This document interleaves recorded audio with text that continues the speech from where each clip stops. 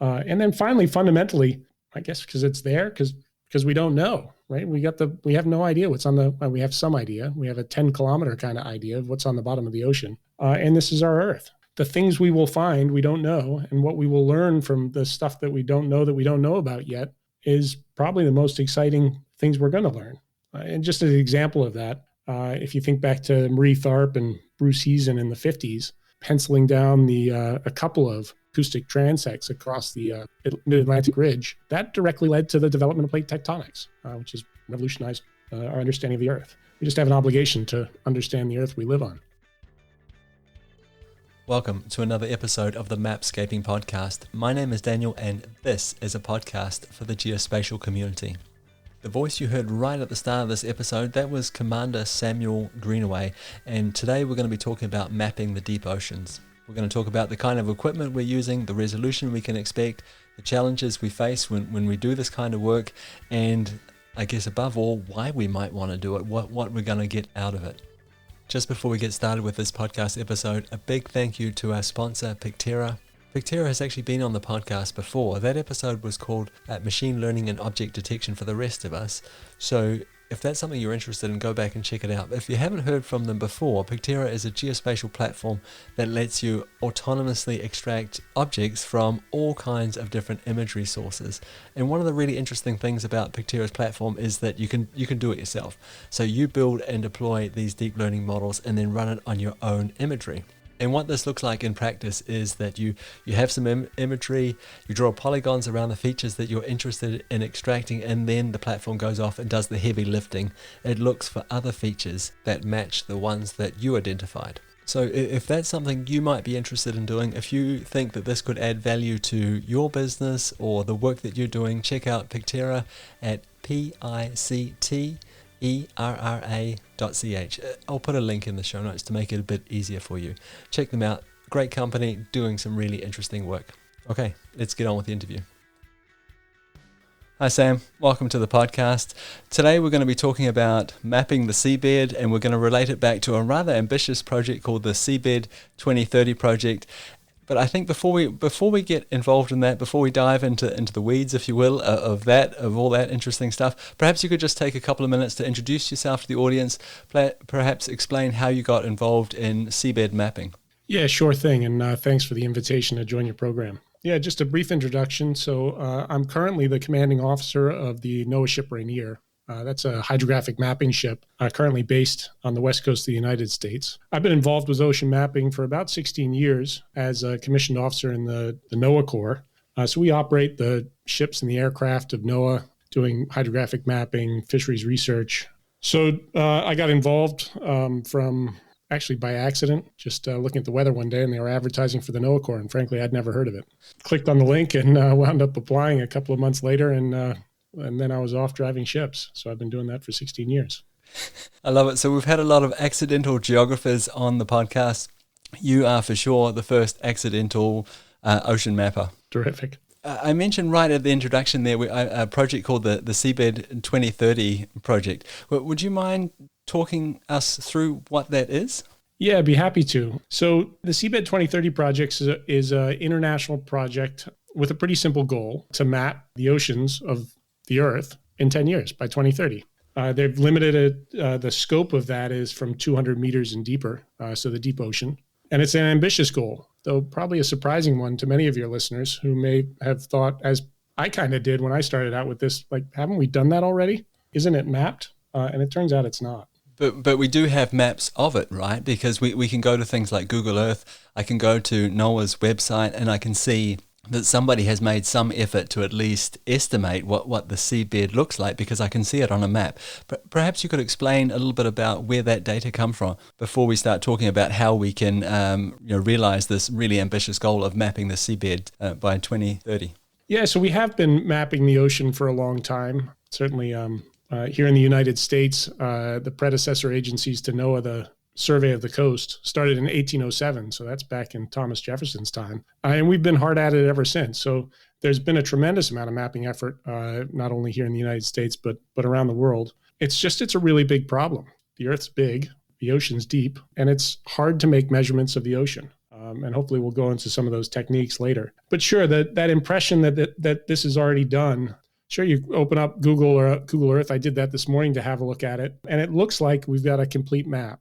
Where most of that data isn't from measurement of the depths of the seafloor. Actually, it's from inversion from gravity. They measure the gravity rather ingeniously using satellite altimetry and looking at the slope of the surface of the seawater. If you could imagine a flat chunk of ocean with a perfectly flat sea bottom, and then you went and stuck a seamountain on the bottom, that gravity would pull the water a little closer to it, and it'd be a little hill of water sitting over that seamountain. And you can see that with laser altimetry, with satellite altimetry.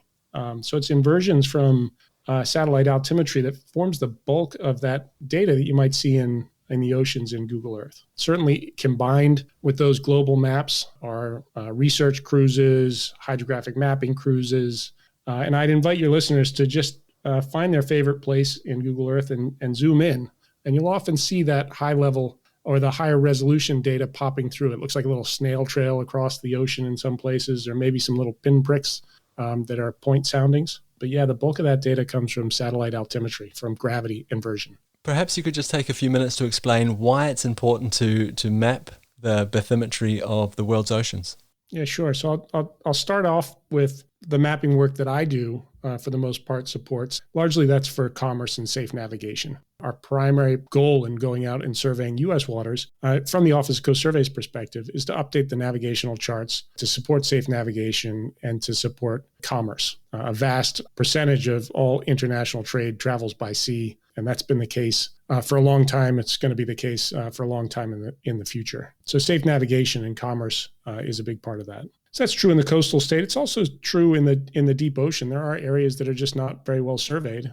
Secondly would be resource management, whether it's fisheries or habitat, oil or gas, submerged minerals or lands, or even siting of offshore wind farms. A base map of what's down there is really critical if you're going to manage it or exploit it or manage the exploitation of those resources. Third is probably hazards. The sea is a wonderful thing to have on the earth, but it's also comes with its own hazards. A good example of that is tsunamis. So understanding the process that's driving the tsunamis, understanding the slumps or the uplifts behind the generation of tsunamis, but also the propagation. A tsunami is a wave that extends all the way to the seabed. So it's channeled, it's steered by the bathymetry. So if we had a better understanding of the terrain of the seabed, we could do a much better job at modeling the propagation of tsunamis and issuing warnings to the right places. So that's a big one, hazards. Getting to models, ocean circulation models, a key part of that is one of the key boundary conditions is the seabed.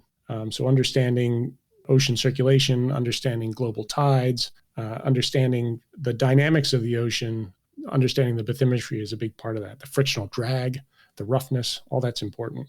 And then finally, fundamentally, I guess because it's there, because we don't know, right? We have no idea what's we have some idea. We have a 10-kilometer kind of idea of what's on the bottom of the ocean. And this is our Earth. The things we will find, we don't know. And what we will learn from the stuff that we don't know about yet is probably the most exciting things we're going to learn.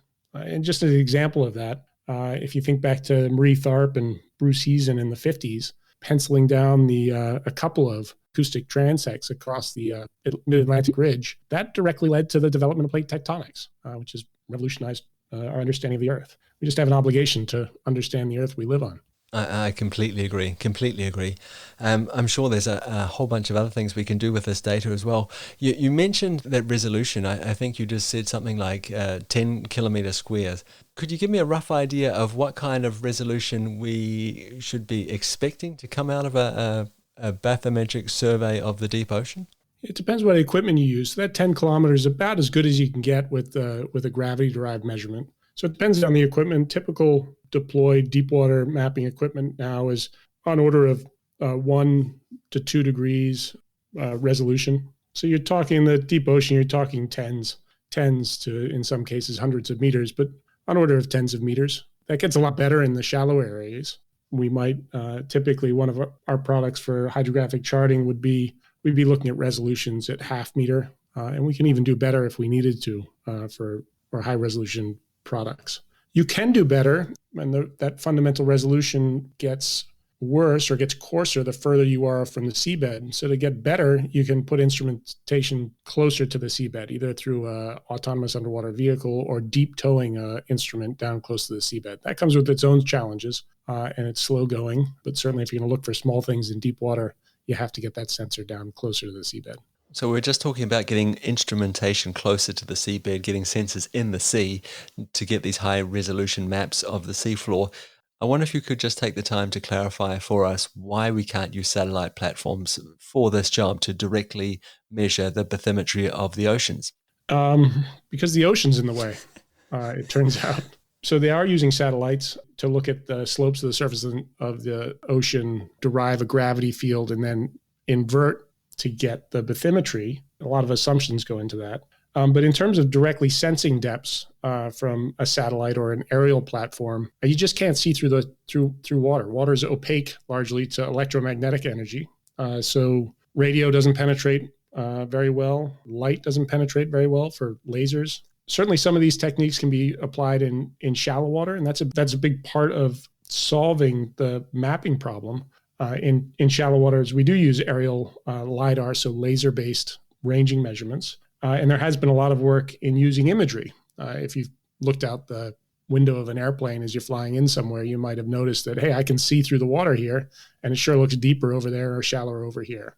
So there's more robust ways of doing that, deriving depths from either satellite imagery or aerial imagery. But for the most part, you just can't see through the ocean.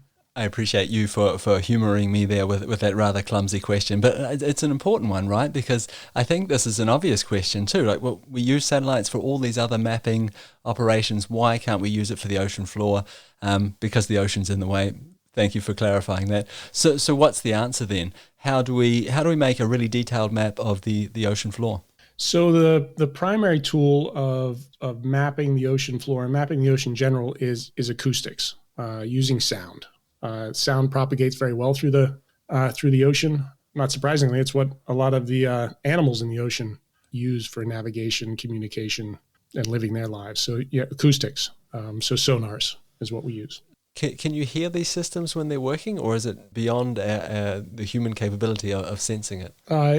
That's a good question. So the frequencies that we use for ocean mapping systems on the low end, so a low frequency system in the ocean mapping community, at least in the acoustic multi-beam mapping community, would be something like 12 kilohertz, which you can hear. So the upper range of human hearing is somewhere around 20 kilohertz. So yeah, it's a chirpy kind of sound. I recall I was out doing a mapping cruise on the U.S. Coast Guard Cutter Healy, an icebreaker up in the Arctic Ocean. And I hadn't been on a ship with a 12 kilohertz system before. And I could hear this thing clicking away, and it sounded like a cricket because it's got a bit of a frequency modulation in the pulse. And it was driving me nuts. And I got up in the middle of the night and actually went down. I said, I'm going to find this cricket, and went down a ladder way. So down a stair tower in the ship, down to the bottom of the ship, looking for this damn cricket. I don't know. I must not have been thinking quite right. I mean, here we are in the Arctic Ocean. I'm looking for a cricket. And I finally got to the bottom of the ladder well and realized this is the sonar I'm hearing. So sure, you can hear them if they're within human hearing. Most of the systems we use for anything other than the very deep ocean are higher than human hearing, up at 100 kilohertz, all the way up to 400, 500 kilohertz for some of the very shallow water systems. I used to work for a company, and we were involved in building offshore wind farms. And when you're building offshore wind farms, the technology over the years, I'm sure it's changed a little bit now, but back when I was helping this company do it, the idea was you take essentially a big pipe and a massive hammer and just drive the pipe into the ocean floor. This caused some stress for the sea life in the area. So you had to go in and scare the sea life away because they couldn't be within a certain distance of when this was happening. Is there any effect on sea life when you're doing these surveys? Yeah, so that is an area of concern, an area of a lot of research. And anthropogenic sound in the ocean is absolutely way, way louder than it used to be, which is a big concern of itself. So it's something we are concerned with. It's something that I think the consensus, and again, I'm not an expert on the hearing of marine animals. I believe the scientific consensus is the high frequency stuff, the stuff over 200 kilohertz, say, the stuff we use in shallow water. There's just nothing that listens up at that frequency. Whereas down in the 12 kilohertz certainly and 30 kilohertz. There are animals that communicate at those frequencies. There's animals that can certainly hear it. Well, a lot of work's been done and is ongoing about looking at the effects of the instruments we use. It's a very direct beam or a very direct targeted piece of sound, and looking at animal response. It's obviously very difficult to say categorically, this humpback whale over here is or is not bothered by what I'm doing over here. But yeah, it's a concern. I can tell you with some of the higher frequency systems, we often get, and you can even see say 100 kilohertz system that we have on our ship. Sometimes you can see some interference from dolphins operating at similar frequencies. They're echolocating away. They follow the ship around. They don't seem bothered, but again, that's just an observational. That's not hard science. So yeah, it's a concern. From my perspective, the anthropogenic noise in the ocean is a big concern. Pile driving is incredibly loud and broadband because it's an impulsive sound. Other big sources of ocean noise, the biggest one, anthropogenic noise, is just ship traffic, cavitation of propellers. They make quite a bit of noise. Other types of survey, air guns for seismic surveys or sparkers are quite loud. So yeah, all of this is a concern, but getting the right science. All sound in the ocean isn't the same, and all anthropogenic sound in the ocean isn't the same. So getting the science right on that's important. So when I think about an aerial mapping campaign, I understand that it's really important to precisely position the sensor that's being used. So to understand the 6 degrees of freedom of that sensor, could you perhaps talk to us a little bit about the role of positioning sensors in terms of mapping the bathymetry of oceans, and perhaps also relate that back to the kinds of datums that are being used? Can I, for example, use the same datums, the same reference systems that I might be used to using during an aerial mapping campaign? Yeah, absolutely. Positioning is a big part of the challenge. So maybe it would help if I backed up a little and talked about some of the specific technology that we'd use. What in terms of sonars, folks may be familiar with a sonar maybe from an old World War II movie where there's the ping and then you hear an echo back. Folks may have also used, say, a recreational echo sounder on a small boat that gives you depths. And that's just, we're sending out a pulse of energy through the water and it bounces off something. And we measure the time it takes for it to come back and convert that to a distance if we make some sort of a good guess of what the sound speed in the water is.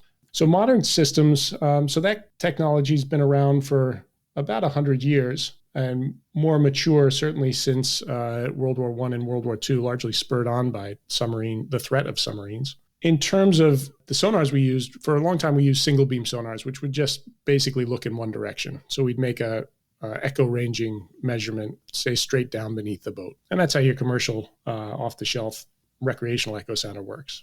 Modern systems we've had since the 70s, but really in the past probably 20 years, we've had multi-beam echo sounders. And so rather than just making a direct measurement beneath the boat, they can look simultaneously off to the sides, roughly 60 degrees to either side. So rather than just making one measurement, you're really making a swath of measurements as you drive the ship along. So that's probably one of the primary tools we're going to use to complete this mapping of the ocean. But yeah, absolutely, the positioning is critical to any measurement you make. You need to reference that back to some other framework. So the positioning in 6 degrees of freedom, we need to know latitude, longitude, height. We also need to orient those sensors in the other 3 degrees of freedom there, the roll, the pitch, and the yaw axis. So exactly like positioning a aerial camera system. And that measurement and the integration of all those sensors is a critical part of doing a good job with mapping. To get to your other point, the datum question is a really important one. I think intuitively you'd think, well, how deep's the ocean? Well, that's just relative to the water's surface. So say we measure it's 2,000 meters there, but the water's surface is a dynamic thing. It goes up and down with tides. There's annual cycles. The sea levels are generally rising. So even defining the datums that we're going to use, that 0 point is a big technical challenge all of its own. So yeah, the datums are a really important piece, and that's somewhere that, particularly as you get into the shallow parts of the oceans, that turns into a big part of your error budget when you're making seabed maps. Is that datums piece. Traditionally, we'd measure that relative to the sea level. We'd install tide gauges. We'd determine local sea level datums like mean sea level or mean low water, or in other areas, lowest astronomical tide. And there's a whole group in our organization that works on datums and water level issues. And there's been a tremendous amount of progress made in the past, certainly the past decade, but really in the past 20 years, about getting accurate 3D positioning from GPS. I've noticed you've spoken with some other guests on your show who have talked about satellite-based augmentation services for GPS, real-time kinematic approaches for GPS, post-processing kinematic. Those are all techniques we use to get accurate 3D positioning. And then we've made a tremendous amount of progress on understanding the datum relationships between, say, the ellipsoid that you might access with GPS, and then the datums that we need for our products, such as mean sea level or mean low water. Okay, so we're talking about mapping the ocean floor. We've established that satellites are not the answer for this if we're going to have a really high resolution map when we're finished. We've talked a little bit about that acoustics are the way forward. We've talked about the problems or the challenges around positioning those sensors and the different datums that we need to work with, and perhaps the conversion between two of them.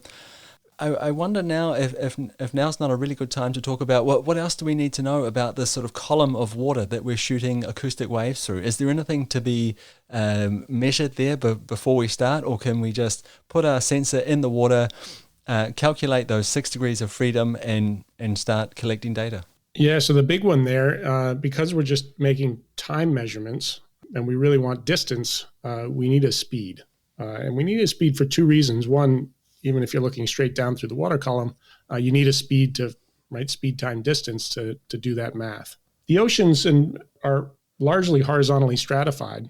They get colder as you get deeper, generally. The salinity varies, and that all impacts the speed of sound. So as we're looking off nadir, off, not just looking straight down, but looking off to the side, we have to correct for refraction of that sound in the water column.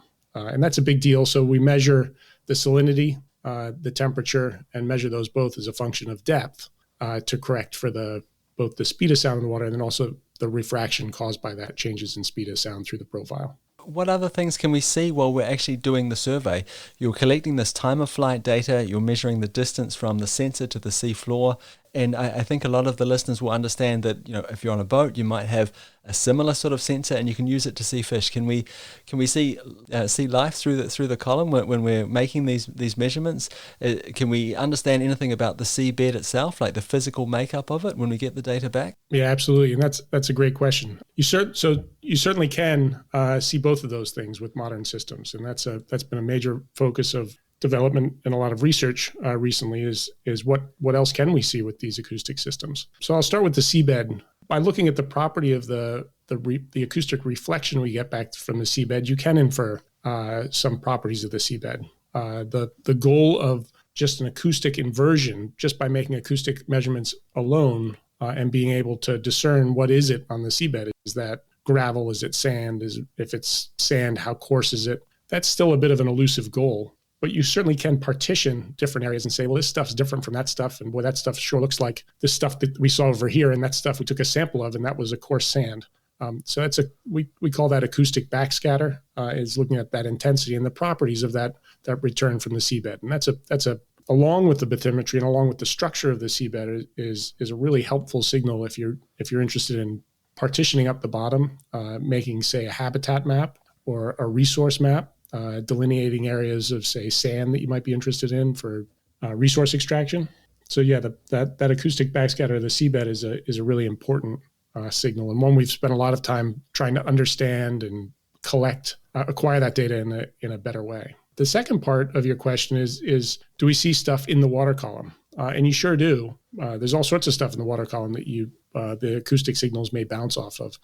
Certainly fish, certainly plankton. So yeah, there's all sorts of stuff. Now, often it's not what if you're going out and you're trying to make a map of the seabed, a big cloud of fish is going to ruin your return from the seabed. Other folks may be going out and looking for those fish, but you certainly can see things in the water column. It's an interesting part of the data. We're making a lot of progress as well in recording that data and analyzing it. I'm glad you mentioned that, because I was thinking that I wonder if they end up shadowing what you're actually trying to look at, right? So if a whale swims by the sensor, just as an example, I mean, that would cast a pretty significant shadow on the sea floor.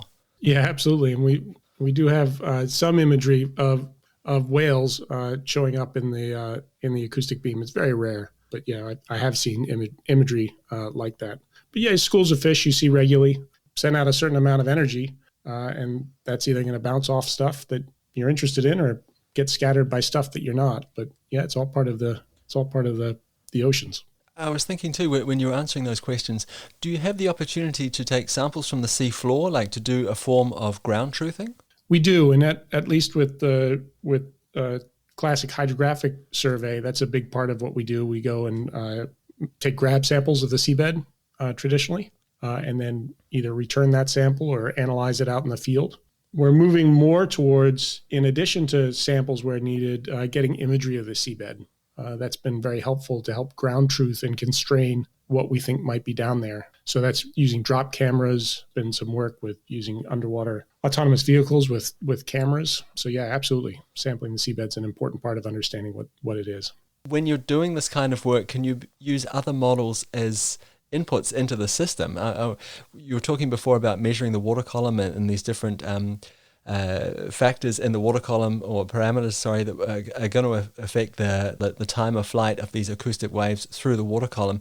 Can I use something similar to like a global weather model to look at a water column and say, okay, well, I think the water column is going to look like this, or do we need to take samples of it to ground truth it? Yeah, that's a good question, and that's a active area of research now.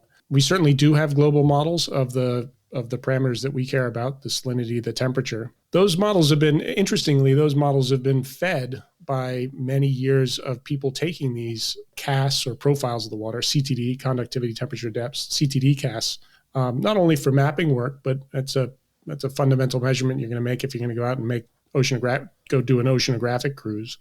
So we've made a bunch of these measurements over the decades. Those have been used to feed development of both global and regional models. And those global and regional models are sometimes adequate to, and this is a pretty exciting field, I think, to then use operationally to say, okay, well, we know enough about this region. We don't need to take another profile here. This model is good enough. So it's a bit of a virtuous cycle of making measurements, contributing those measurements back to a database, using that to inform models. But the modeling effort is a big deal. It's a big effort, both globally and regionally. So yes, we certainly look at that when we're planning a survey operation. We'll look at expected variability in the water column. We'll look at how challenging it will be to capture the correct or a correct enough profile. And some places just are very difficult to survey because of the variability in the sound speed, because the gradients are so steep, because they're so variable. We seem to learn anew that surveying, for example, in the mouth of the Chesapeake Bay in the height of the summer is just very, very difficult because it's so stratified. It's sort of like looking across a hot tarmac on a very hot sunny day with just those waves of refraction coming off that surface. So we talked right at the start. We talked about that satellites weren't the right tool for the job. Acoustics are, and I think a lot of us are used to the idea of boats doing this kind of work. What about robots? Can robots, unmanned vehicles, can they sail around in the ocean and collect this kind of data on a continuous basis? Yeah, they can, but I'll just go back. So the satellite is an absolutely key part of the ocean mapping effort. I mean, the efforts and the idea to do a bathymetric inversion from gravity determined by satellite altimetry, first done by, I think, Smith and Sandwell on a global level, is terrific. So that is very useful. It's a great data set, but it's just at a fundamentally low resolution. It's at a resolution of 10 kilometers. So if we want to do better than that, we certainly have to put sensors in the water. But then to get to your second point, so yeah, autonomous systems are a big part of how we're probably going to get this done. We can, and we do have autonomous systems in use now. It's a very active area of research and development. Probably more mature, surprisingly, is the underwater vehicles. AUVs, or autonomous underwater vehicles, have been in commercial and academic use for a couple of decades now. Part of that, I think, naively, you think the underwater environment would be more difficult. And it certainly has its challenges. Dealing with pressure is a challenge. Positioning is a real challenge underwater. There's some engineering challenges that come along with that. But the environment, once you get under the water, is a lot more benign. You don't have to contend with waves. You don't have to contend with. Often the currents are a lot less in the deep ocean than they might be in the coastal shallow water areas. So the underwater technology is a little more mature in terms of autonomous systems, but certainly surface autonomous systems are both being fielded now, and it's a very active area of research. So yes. That's really interesting that the underwater systems are more mature than the surface platforms that are available today. If you were to ask me which one I thought would be the most mature, the most reliable, I would have said the surface systems for sure. Just thinking that alone with the problem of positioning and navigation underwater. Yeah, that's true. And the other factor, I think it's been relatively accessible to drive boats around on the surface. I mean, it's pretty easy to go buy a boat and train someone to drive a boat. It's not very easy to train someone to drive a boat well. But other option to putting a sensor underwater is building a submarine, and those are very expensive and complicated too. So it's a matter of what tools are at your disposal that I think has probably driven the advances in the underwater field. But certainly surface vehicles are coming. There's been really a tremendous diversity of approaches to fielding autonomous systems in the surface. That's been great to see, whether that's a wave glider, a wave-powered vehicle. There's been some great advances in sail, wind-powered vehicles, specifically a company called Sail Drone out of Alameda, California, that we've worked closely with on some applications. They've made some really nice advances in a robust operation, in thinking about power management in all sorts of fields. So the problem's a lot more complicated than, can a robot drive a boat? I mean, we have autopilots all over the place. So sure, robots can drive boats. Can they drive boats safely? Can they maintain the engines? Can they being the robots, tailor the sensor systems to the environmental conditions? So the driving is a piece of it, but the whole mapping challenge is bigger than just driving a boat around. It's interesting that there's that really strong relationship between the problems that we see with autonomous vehicles on land and the ones that we're going to encounter when we take them out into the ocean. Another really popular platform at the moment when we think about collecting incredible amounts of data quickly is crowdsourced data. Is there any opportunity to crowdsource some of this bathymetry data? I mean, you said it before, there's lots of boats driving around out there. Can we use them as platforms to collect data? Yeah, absolutely. And that's there's been a lot of work done on crowdsourcing bathymetry too. There's some companies, I don't know if you're familiar with Olex, which is I believe it's Norwegian, I could be wrong, company that's done just that. And I think they've had a lot of success with the commercial fishing fleets that operate in perhaps not very well charted areas and have a service that they synthesize data that folks collect when they're out on the ocean and then combine that with everybody else and provide that back to their clients. On a governmental effort, we've certainly looked for crowdsourcing applications, certainly flagging. We've long had a history of looking to our users to flag discrepancies. Familiar with the nautical chart, you might see things like a wreck reported or a shoal position approximate, or somebody's called it in and said, hey, I think I hit something here and I think it's about this deep. So that's long been part of our mapping strategy, but we certainly looked a lot harder at what we can do with crowdsourcing bathymetry. So that's another active area. Some of the problems are the crowd often, particularly in the deep ocean, goes in the same place. The shipping lanes between major ports are fairly well established. So the crowd travels perhaps narrow paths in some areas. So when I think about mapping efforts on other platforms, right, they're always coming out with new technologies. And I'm assuming the same thing is true when we talk about mapping the ocean floor and the acoustic systems that we're using today. Is there anything on the horizon that you think is really exciting or is going to revolutionize the way this is done in terms of mapping technology? The improvements that have been made in the acoustic systems are tremendous. Even over the last decade, the systems are far more reliable. The resolution's way better. The signal to noise ratios are way better. The stability of the systems, the ancillary products you can get from them are just massively improved. There's also been tremendous improvements in LiDAR, in aerial LiDAR, and that's made a big dent in the shallow water, which is somewhat paradoxically often the hardest areas to survey are those shallow areas. because the going is so slow with acoustic sensors. So LiDAR and then advances in imagery-derived bathymetry have also been big. In terms of, is there something out there that's going to replace large arrays on the bottom of ships as our primary acoustic sensors? Or I don't know. I suppose there could be, but perhaps folks listening will start working on the problem. It's a big problem. Well, when you're talking about slow going in the shallow waters, is that simply because of the footprint on the floor and you have on the seabed floor, and you have to take so many more runs to cover a larger area? Yeah, that's absolutely right. So a system that, say, a modern multi-beam system that can look a fixed angular distance off to the side, say 60 degrees either way, that's going to map a swath of coverage as you drive along around 3 to 4 times the water depth. So if you're in a mile of water, that swath width is 3 to 4 miles wide. If you're in 10 meters of water, that's only 30 to 40 meters wide. So it makes a big difference. The depth is the primary driver of survey efficiency. I can see a lot of advantages of having a really detailed map of the ocean floor. We talked about that idea of this feedback loop before, where models could be used to improve the collection of data. And of course, a really detailed map of the ocean floor will be able to be used in a lot of other different models and a lot of other different scenarios. But I'm wondering, when you think about the scale of the project, the scale, it's a really ambitious project. Are you more excited about it or daunted, or perhaps the other way around, more daunted than excited? Well, I think it's a good thing to focus on. I think I'll be impressed if they get it done by 2030. But even if you don't get it done, it's not like something that's you either have success or you don't have success. I think even any progress towards the goal is valuable. I'd just like to perhaps round off the conversation here. Could you give me a rough estimate of what time frame you think it might be achieved in?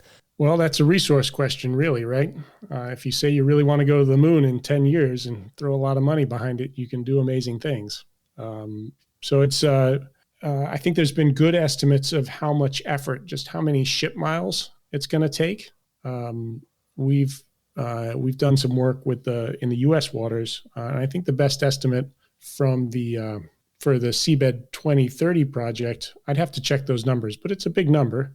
It's something like 150 to 200 ship years of a ship steaming continuously.